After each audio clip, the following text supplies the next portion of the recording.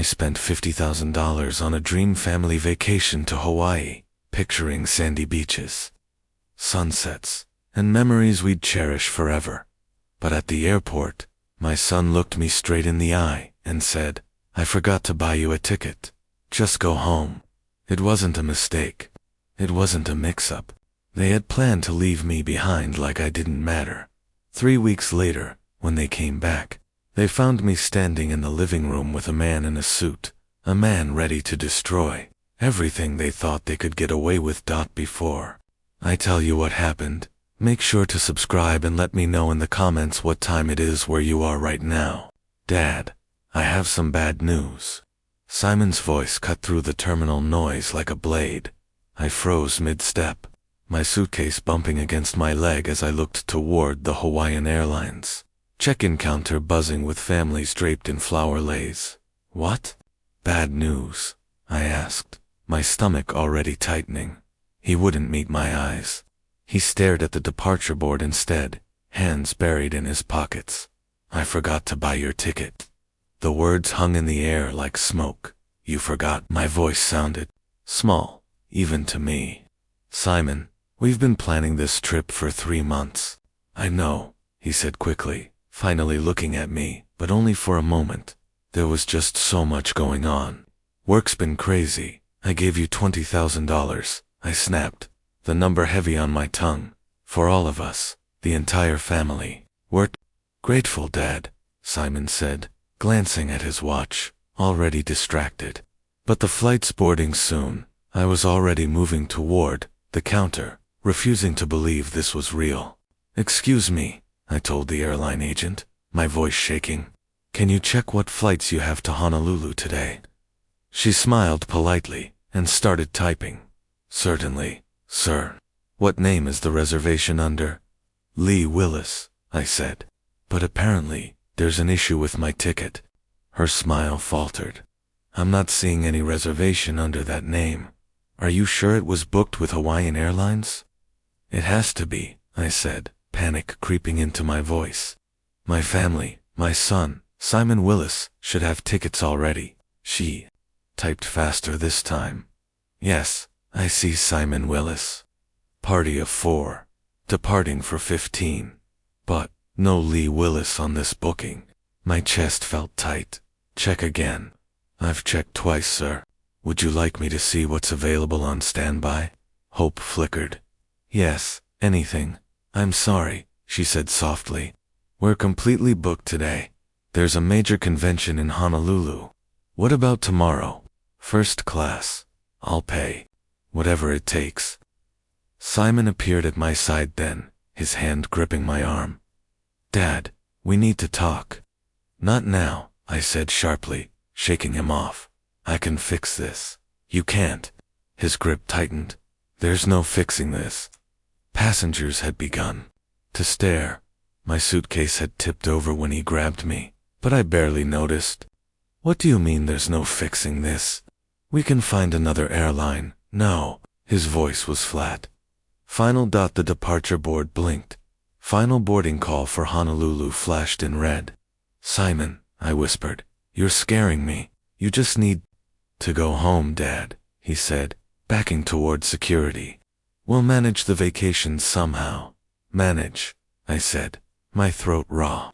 "I paid for everything, the hotel, the rental car, the kids' activities, and we appreciate that." Simon cut in, his voice calm.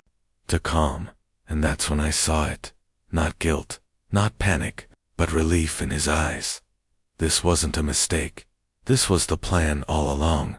He turned and walked away, toward the gate, leaving me standing there, suitcase in hand, heart pounding, as the crowd swallowed him up. The counter agent gave me a sympathetic look. "Were you able to work things out with your family?" "Actually," I said quietly, "can you check something else for me?" "When was that reservation under Simon Willis made?" She hesitated. "I'm not really supposed to share that, but..." Her fingers flew across the keyboard. "6 weeks ago. Party of 4. 2 adults, 2 children. 6 weeks ago, not 3 months ago, when we planned the trip. Not last week, when Simon told me he was finalizing the bookings. 6 weeks ago, when he had already decided I wouldn't be part of it. The reservation had never been changed. I felt my legs go weak, gripping the counter to stay upright. Any other flights this week? I asked. She checked again, shaking her head. United's waitlist has 47 people. Alaska is booked through Tuesday. Tuesday? By then, the vacation would be halfway over. There is one option, she said gently. Southwest has a red-eye tonight with 2 stops. Gets you in Thursday afternoon. But it's expensive. How expensive? $1,800. I reached for my wallet, then stopped. In the distance, I could see the Hawaiian gate.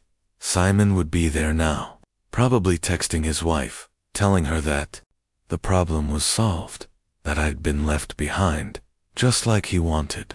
Sir? The agent's voice felt distant, like it was coming from somewhere far away. He knew, I muttered, more to myself than to her. All along, he knew. Her kind face softened, full of genuine concern for what must have looked like a confused old man having a moment. Embarrassment crept in. This wasn't her problem. This was family business, ugly family business, and it should have stayed private. The flight? I asked, forcing myself back to the present. Is it still boarding? Final call was 10 minutes ago, she said gently. They're probably closing the doors now. And as if on cue, the intercom crackled. Hawaiian Airlines flight 447 to Honolulu is now closed for boarding. All ticketed passengers should be on board. I turned toward the gate. Even from where I stood, I could see the last few stragglers hurrying down the corridor, kids in tow, bags bouncing behind them, whole families heading off to paradise together. My phone buzzed. A text from Simon. Sorry, Dad. We'll call.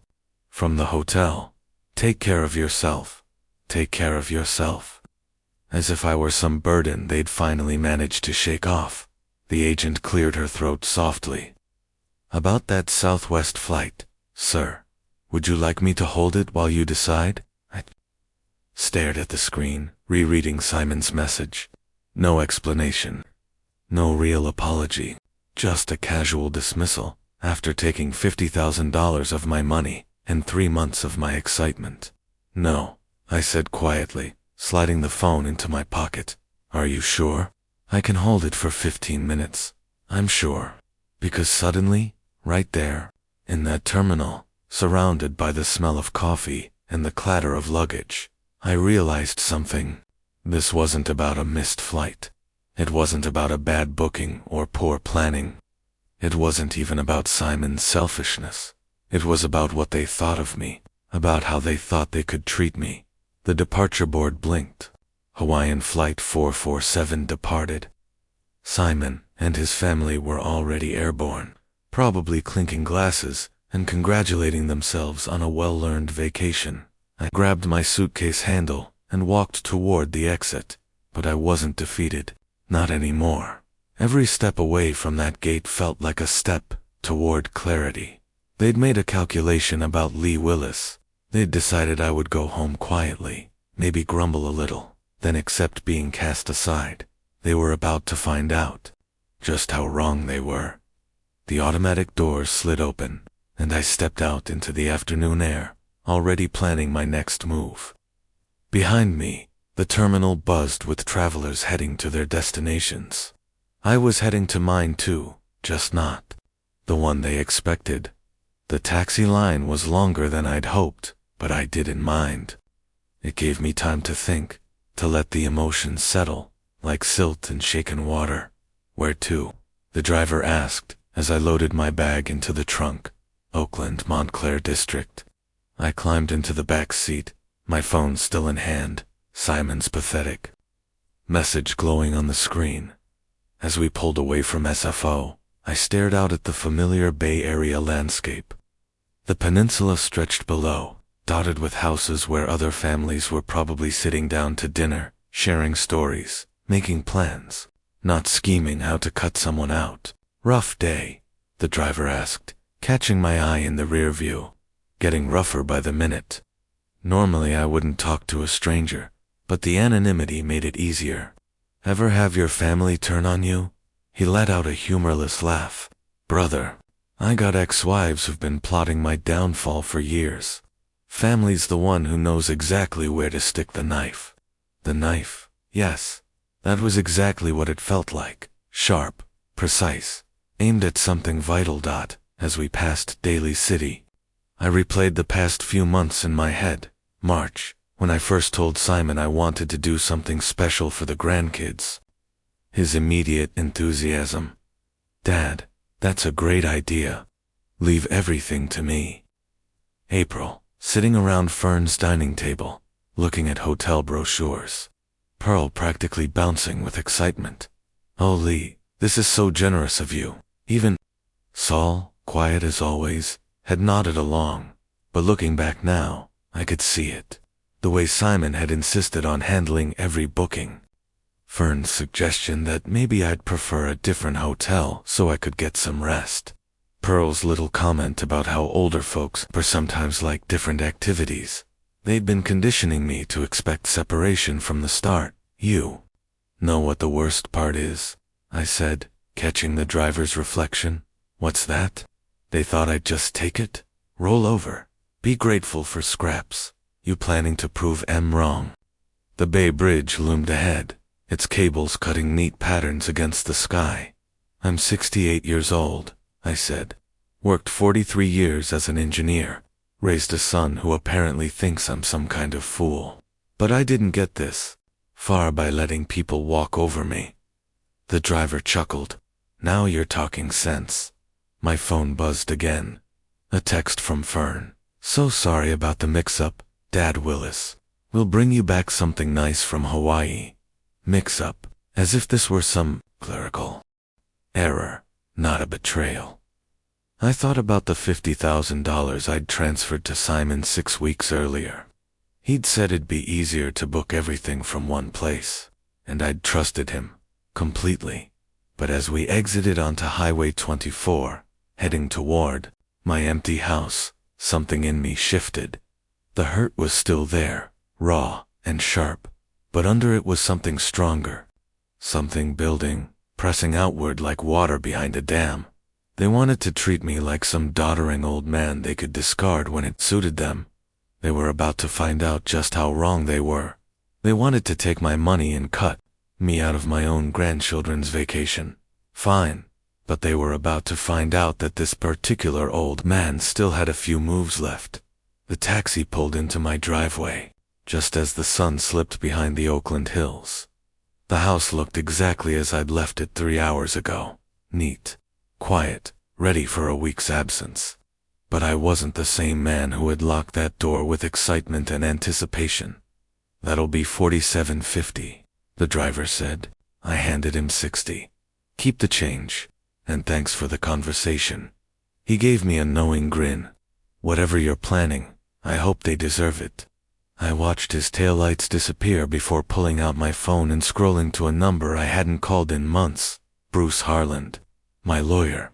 If Simon wanted to play games with 20 grand, then we'd play games.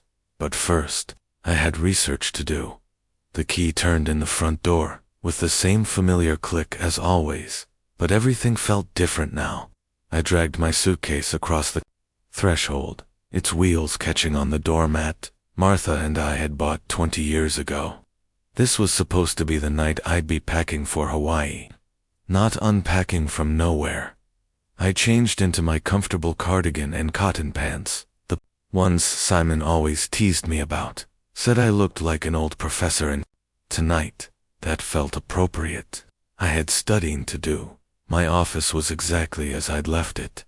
Martha's oak desk by the window, filing cabinets standing in perfect order, like soldiers waiting for orders. Everything neat and organized, unlike my family dot from the second drawer. I pulled the vacation folder labeled Hawaii 2025 in my own careful handwriting.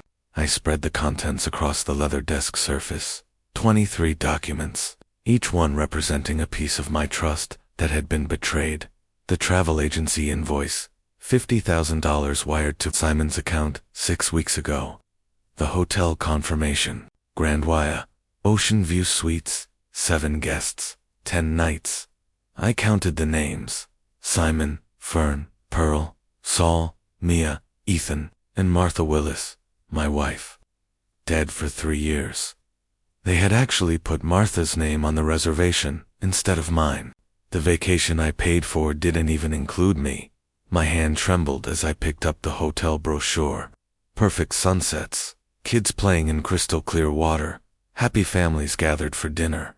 Everything we dreamed up around Fern's dining table. Dad, you'll love the Ocean View Suite, Simon had promised. The kids will have such wonderful memories. Fern had added. Lies. All of it. I reached for the landline, not my cell phone. This moment deserved wait, not WI-fee. Directory assistance connected me to the Grand Waya Resort. Reservations. This is KO. How may I help you? Her voice was warm, practiced, the kind they train hospitality staff to perfect. I need to cancel a reservation under the name Willis. Let me pull that up. Yes, I see a reservation for 7 guests, checking in tomorrow, Ocean View Suites, for 10 nights. Are you sure you want to cancel? Our resort is beautiful this time of year, I'm sure. May I ask why? We could change your room type, or shorten your stay. No alternatives. Cancel everything. There was a pause typing on the other end. Hesitation. Mr. Willis, I must inform you that canceling this close to arrival will result in a $3,200 penalty. $3,000. Less than what I spend on gas in a year. That's acceptable. Are you certain, sir? This is a very substantial. Cancel it now, please. More typing. A printer word. Official business being conducted. The cancellation is complete, she said. You'll receive an email confirmation within the hour. When your party arrives, we will inform them that the primary booking party canceled at 6:47 p.m. Pacific time. Perfect. Simon would know the exact moment I'd made my move, and he would know it was deliberate. Thank you, KO. You've been very helpful.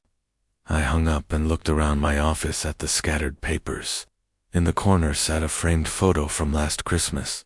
Simon, Fern, the kids, Pearl, Saul, all gathered around my tree, opening gifts I'd bought, eating dinner I'd paid to cater. They were all smiling at the generous old fool.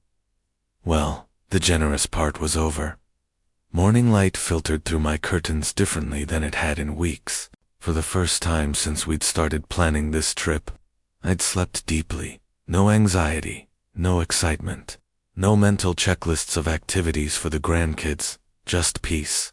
I showered, dressed in fresh clothes, and headed for the kitchen. The old percolator bubbled on the counter, filling the kitchen with the same rich coffee aroma that had greeted Martha and me for 43 years. My phone sat charging, its screen lit with missed calls. I ignored them while I poured my coffee and stirred in cream. Conversations like this required proper preparation. When I finally picked up the phone, the sight almost made me laugh. 56 missed calls, all from the same Hawaii number. The call log told the story better than any book ever could. 11:47 p.m. Hawaii time. Then 11:52. Then 12:03. Every 15 minutes through the night. 4:30 a.m., 5:15. Simon had been awake all night. I scrolled through the texts, watching panic bloom in real time. Dad, call me back. Urgent. Hotel says you canceled everything. Dad, this isn't funny. Call now. Kids are crying. We have nowhere to go. Call me back. The timestamps painted a crystal clear picture. They had arrived at the Grand Waya just before 3 p.m. Hawaii time, exactly as I was hanging up with KO, ready to check in, smiling and tired from travel, only to discover they had no rooms. I carried my coffee to the living room and settled into my armchair by the window. Outside, my neighbor walked his golden retriever along the same path they'd taken every morning for 12 years. The world was perfectly ordinary for everyone else. My phone buzzed again. Hawaii number. I let it ring, then played the voicemail that followed. Dad, I don't know what you think you're accomplishing, but you need to fix this right now. We spent the night in the lobby. Pearl hasn't stopped crying. The kids don't understand. What's happening? This is cruel and unnecessary, and completely unlike you. Call me back. Cruel and unnecessary. Interesting choice of words from the man who had looked me in the eye yesterday and told me to go home. The coffee tasted perfect. Brazilian roast, ground fresh, just yesterday back when I'd still believed in family vacations and 3 generations making memories together. I set the mug down and scrolled to Simon's number. My finger hovered over the green call button. 6 weeks of planning, $20,000 wired without question. 3 months of dinners talking about luos and snorkeling and teaching. Mia to body surf. All of it planned without me. Simon wanted to talk now. Fine, I had things to say too. I pressed the button. He answered before the first ring finished. Dad, finally. What the hell is going on? The hotel says you canceled the entire reservation. His voice was so loud I had to pull the phone away from my ear. In the background I heard Fern's sharp voice. This is a disaster. And one of the kids crying. Well, hello to you too, Simon. How's the vacation going? Don't play games with me. We have nowhere to stay. Do you understand what you've done? I reached for the notepad Martha always kept by the phone. Some conversations deserved documentation. Actually, I understand perfectly.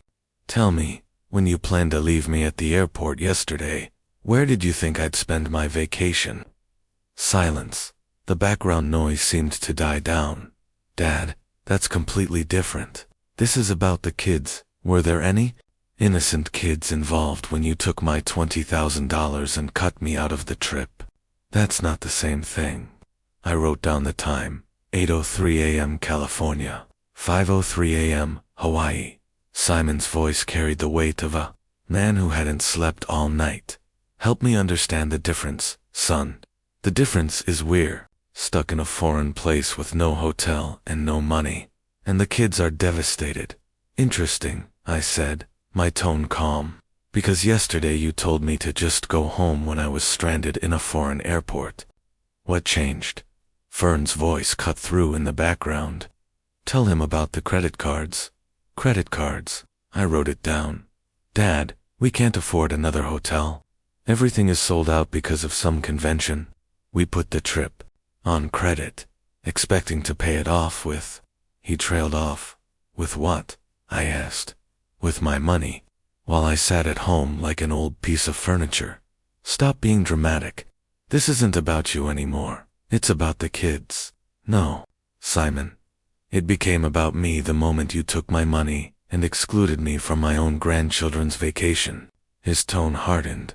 Fine. You want to play hardball? When I get back to California, you're going to regret this. You think you can control this family with money? I wrote it down word for word. Simon, are you threatening me? I'm promising you that actions have consequences, old man. Old man. I wrote that too. You're absolutely right about consequences.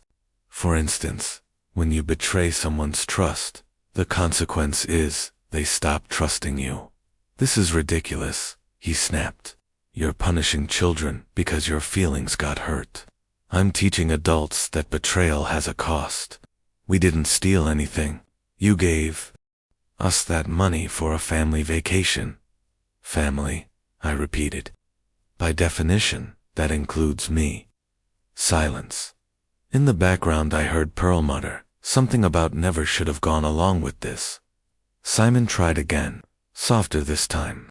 Dad, maybe we handled this wrong, but right now we need to fix the situation. Please, just call the hotel, and no. What do you mean no? I mean the word no, Simon. It's what you should have heard yesterday when you told me to just go home. This is insane. You're acting like some vindictive I hung up. The house was suddenly silent. Outside, A hummingbird hovered at Martha's old feeder, wings a blur against the light. I looked at my notepad. Threats, insults, financial admissions, zero accountability. The phone rang again.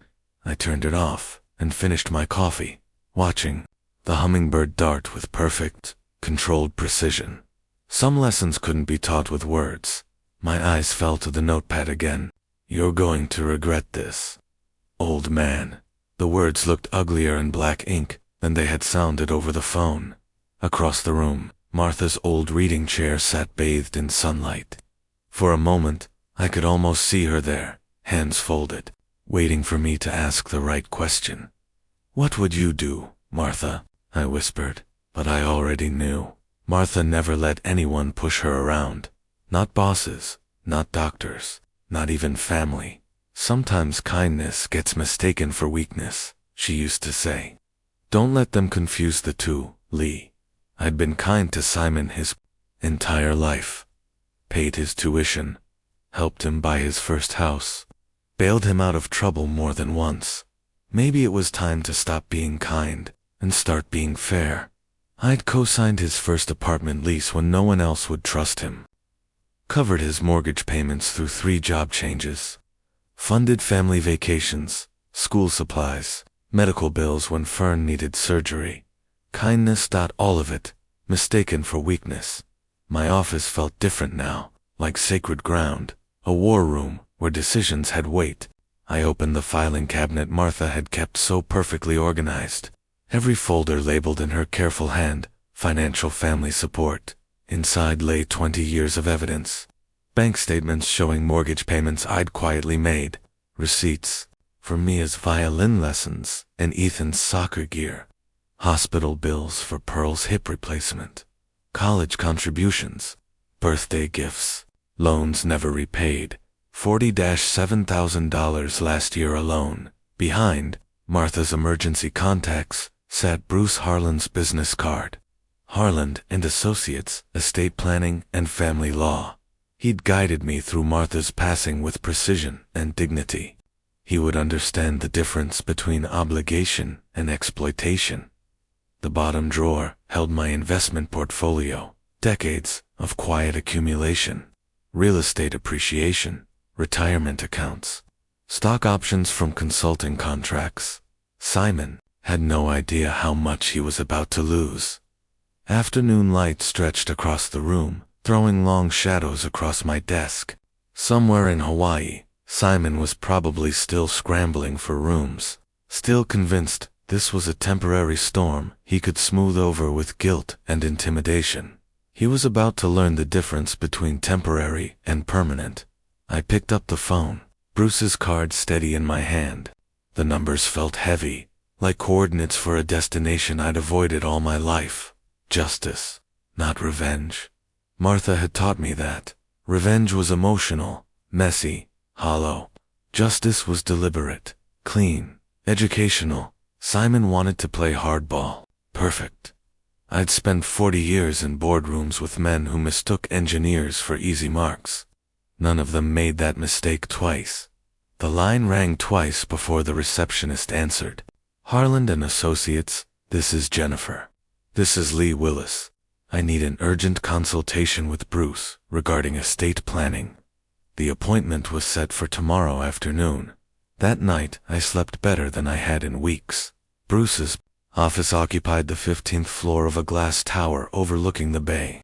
All marble and wood paneling, a place that charged by the hour and earned every cent.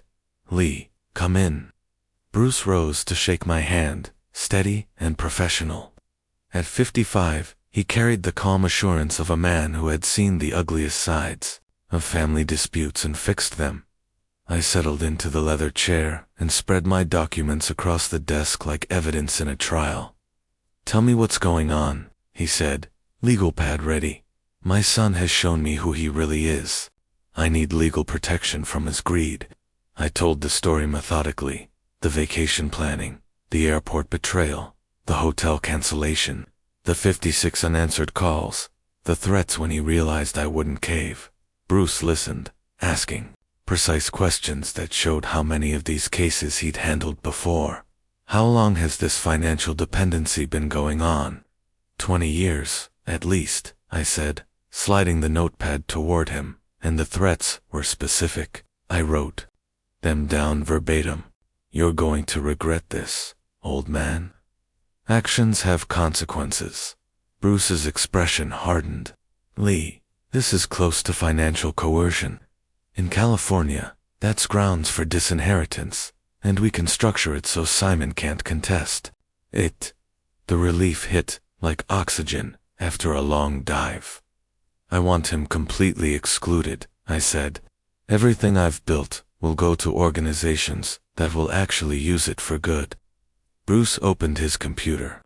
Let's go through your options. We'll establish a new will with charitable beneficiaries and include explicit language explaining Simon's exclusion. For the next hour we built a new future. The Oakland Children's Education Foundation would receive the largest share. UC Berkeley engineering scholarships would get a permanent endowment. Local senior programs, veterans assistance, people who understood stewardship. Your documentation shows a clear pattern of financial exploitation, Bruce said. Combined with these threats, we have an airtight case. How long will it take? Drafts, by next week. Witnesses, notarization, and I recommend we video record the signing to document your competency. Whatever it takes, I said. Bruce leaned back, studying me. Lee, this is permanent. Once it's signed, there's no going back. It will change your family relationships forever. They changed first, I said quietly. I'm just making it official. No second thoughts about the grandchildren. I pictured Mia and Ethan, their faces lit by birthday candles I'd paid for, their school trips funded by quiet deposits. They'll be better served by scholarships that can't be touched by their father, I said. Bruce nodded, satisfied. Then let's proceed. I'll draft a will that excludes Simon completely and make sure no court challenge can undo it. For the first time since Martha's death, I felt like I was taking control of my life again. We shook hands as the meeting ended, his grip firm, professional, and reassuring. I'll call you once everything's ready for signature, Bruce said. Walking back through the marble lobby, I felt lighter than I had in years. The law was finally on my side. Justice would be served. And Simon would finally learn that actions carry consequences. The elevator dropped 15 floors while it processed everything Bruce had just told me. Legal protection was coming. Real, permanent consequences for Simon's betrayal and threats. That week passed, quietly peaceful. Ordinary days I hadn't experienced in months. Morning walks through my Oakland neighborhood. Afternoons spent reading in Martha's chair. Unhurried dinners without family interruptions, phone calls, or travel updates. No more worrying about Pearl's opinions on restaurant reservations, or Saul's special needs for his arthritis. Just quiet, ordered days while Bruce worked on the documents that would change everything. By Friday afternoon, my phone rang. Bruce's office. Lee, the documents are ready. Can you come Monday for the signing? Absolutely. And you're still committed to these changes, more than ever. Monday morning, I returned to Bruce's office. This time, the conference room was prepared like a surgical theater. His secretary, Mrs. Chen, and a paralegal named David sat at the table. Notary stamps and official forms neatly arranged. This is a formal will execution, Bruce explained. Everything must be witnessed and notarized to prevent future challenges. The new will lay open before me 23 pages, translating months of pain into permanent legal consequence. Page after page removed Simon Willis from any inheritance. Charitable trusts were established. Bruce was named executor with full authority to carry out my wishes. Let me read the key provisions aloud, Bruce said, his voice solemn. The testator, Lee Willis, being of sound mind and clear judgment, hereby excludes his son, Simon Willis, from all inheritance due to demonstrated financial exploitation and threatening behavior toward the testator. The words, felt heavy. Final. Furthermore, the testator designates the following charitable organizations as primary beneficiaries. Bruce continued through the list we'd built together. $400,000 for the Oakland Children's Education Foundation. $300,000 for UC Berkeley's Engineering Scholarship Fund, Senior Services, Veterans Assistance, Community Development. My money would go to worthy causes, not entitled family members. Mrs. Chen looked up. Mr. Willis, do you understand these provisions completely? Yes. And you're executing this will freely, without coercion, completely freely. David turned on a video camera. For the record, please state your name and today's date. Lee Willis, May 25th, 2025. And you're signing this will of your own free choice. I am. My hand was steady as I signed. Each letter deliberate, each stroke final. Mrs. Chen and David added their signatures as witnesses. The notary seal pressed into the paper with satisfying authority. Locking everything under California law, the original will stays in our vault. Bruce said, handing me 2 sealed copies. Keep one accessible and put the other in a safe deposit box. When do you think they'll find out? That depends on when you choose to tell them. I tucked the envelope under my arm. It felt like armor against future manipulation. Their flight was due Thursday afternoon. There would be a family meeting, and this time, the terms would be mine. Outside, San Francisco hummed with its usual energy. Tourists snapping photos, business people rushing past, street performers filling the air with music. Normal life continued, while my personal world shifted forever. Driving home across the Bay Bridge, I caught Martha's favorite view of the skyline, spread out like a postcard. She would have approved of today's work. Clean, legal, proportional. Justice. Simon had made his choice at the airport when he decided I was disposable. Now he would live with the consequences. 2 weeks passed. Peaceful days, quiet nights, and mental rehearsals for what was coming. Bruce and I confirmed the flight details, the timing, everything. Now, standing beside him at the international arrivals terminal at I felt that same calm confidence I'd always had before major engineering decisions. Flight 441 from Honolulu has landed, Bruce said quietly, checking his phone. They'll be coming through customs shortly. The leather portfolio under his arm held the documents that would finish what we'd started. 3 weeks of preparation came down to this moment. Passengers trickled through the sliding doors, marked nothing to declare. Tanned families with flower leis, couples carrying duty-free shopping bags, business travelers glued to their phones, the usual wave of people returning from paradise. Then I saw them. Pearl came first, chattering to Saul about something from the plane. Her wide-brimmed hat still had the Hawaiian Airlines tag on it, and she carried a shopping bag stamped Maui. Saul followed quietly, wheeling 2 heavy suitcases.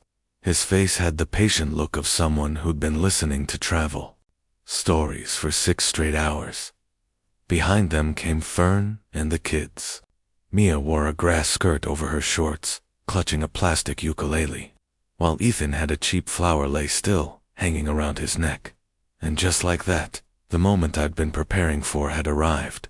Both kids looked tired, but excited, scanning the crowd for familiar faces.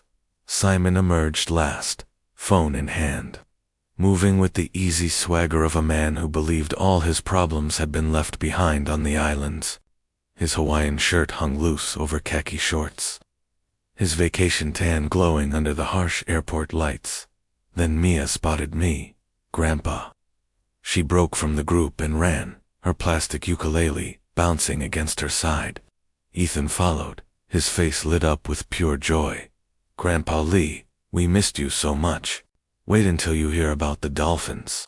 I knelt to hug them both, feeling their small arms around my neck, that rare, uncomplicated love only grandchildren can give.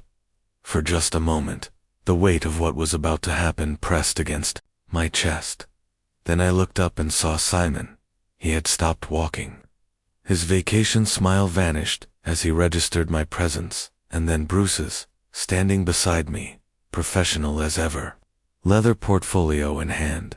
"Dad," Simon said, his voice edged with suspicion. "What are you doing here?" "Welcoming you home," I replied evenly, standing and gently guiding the children to my side. "How was your vacation?" Fern appeared beside him, her expression shifting from mild confusion to alarm as she spotted Bruce. Pearl, oblivious to the growing tension, kept chattering. "Lee, what a wonderful surprise. Wait until you hear about the luau we went to. The resort had the most amazing breakfast buffet." "Pearl," Saul murmured, his accountant's instincts already picking up on the undercurrent. "Maybe we should." Bruce stepped forward, every movement precise, his tone formal. "Mr. Simon Willis." Simon froze, the color draining from his sun-warmed face. Bruce extended the sealed manila envelope with the same gravity a court officer might use when serving papers. "Mr. Willis, this is a copy of your father's revised last will and testament, executed May 25, 2025. Simon's hands shook as he accepted the envelope.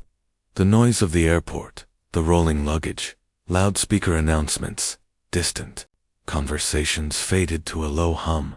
"What is this?" Fern whispered, reading the return address. Simon ripped the seal with jerky motions, vacation ease evaporating. He scanned the pages quickly, his expression shifting from confusion to disbelief to something close to panic as his eyes reached the section on disinheritance. "This can't be real," he said hoarsely. Fern leaned over his shoulder, her face draining of color as she read the same devastating words. "Lee," she said carefully, fighting to stay calm. "Surely we can work this out. Think about the children. They're your grandchildren." "I did think about them," I said calmly. "That's why I paid $20,000 for their Hawaiian vacation." Simon's head snapped up, his eyes blazing with fury, as if he could burn the papers in his hands just by staring at them. "You can't do this. I'm your son." "Yes," I said evenly. "The son who left me stranded at an airport and threatened me when I stood up for myself." Pearl finally went silent, her expression shifting to anxious confusion. "Lee, what's going on? Why does everyone look so upset?" Saul took her arm gently. "Pearl, maybe we should give them some privacy." "But—" Simon wasn't stepping aside.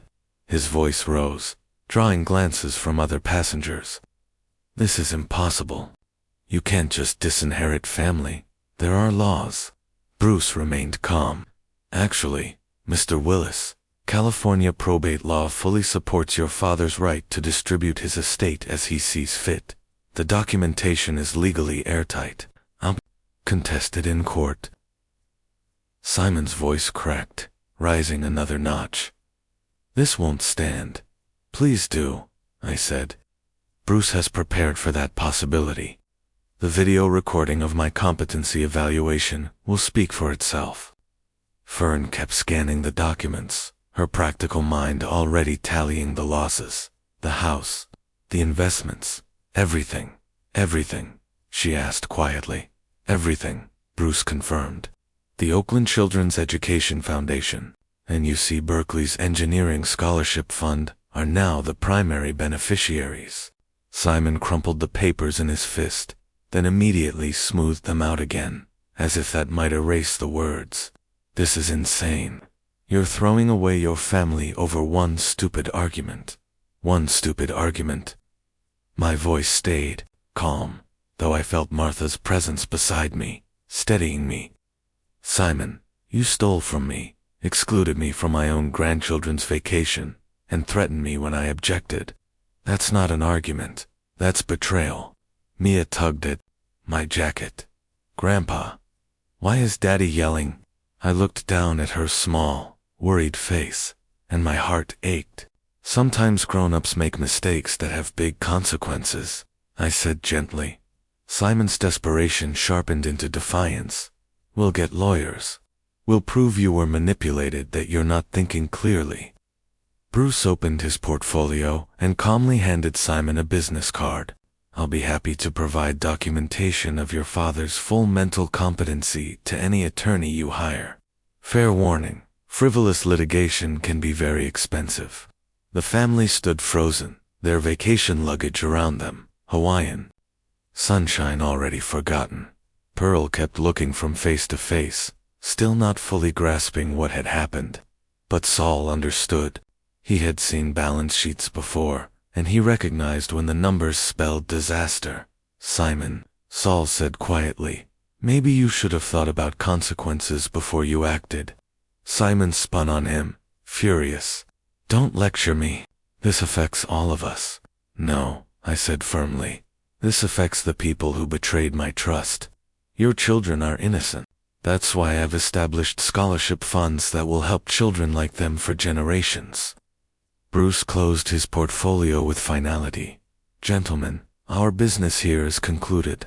He turned toward the terminal exit, and I followed, leaving Simon's family to process their new reality amidst the cheerful chaos of returning travelers. Behind us, I could still hear Simon's voice calling, still trying to negotiate, still refusing to accept that some consequences are permanent. The walk through SFO's corridors felt completely different from 3 weeks ago. Then, I had dragged my suitcase through these halls as a confused, betrayed old man.